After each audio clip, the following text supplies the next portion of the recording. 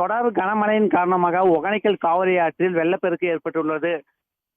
தற்போது நிலவரப்படி வினாடிக்கு 65,000 கன அடியாக தண்ணீர் வரத்து வந்து கொண்டிருக்கிறது. நேற்று இரவு நிலவரப்படி வினாடிக்கு 28,000 கன அடியாக நீர்வரத்து படிப்படியாக அதிகரித்து தற்போது நிலவரப்படி வினாடிக்கு 65,000 கன அடியாக தண்ணீர் வரத்து வந்து கொண்டிருக்கிறது.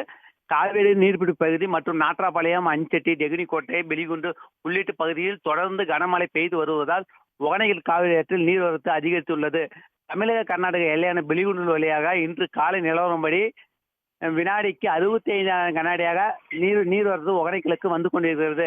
அதிக நீர்வரத்தின் காரணமாக ஒகேனக்கலில் உள்ள ஐந்தருவி, ஐவர்பாணி, சினி அருவி, மெயின் அருவி உள்ளிட்ட அருவிகளில் தண்ணீர் செந்நிறத்தில் அர்ப்பணித்து கொட்டுகிறது. அது மட்டுமில்லாத ஒகேனக்கல் செல்லும் மெயின் அருவி நடைபாதை முழுவதும் தண்ணீரால் மூழ்கடிக்கப்பட்டுள்ளது. அது மட்டுமில்லாமல் தொடர்ந்து மெயின் அருவியில் தண்ணீர் செந்நிறத்தில் அர்ப்பணித்து கொட்டுகிறது. விவரங்களுக்கு நன்றி திருமலைவாசன்.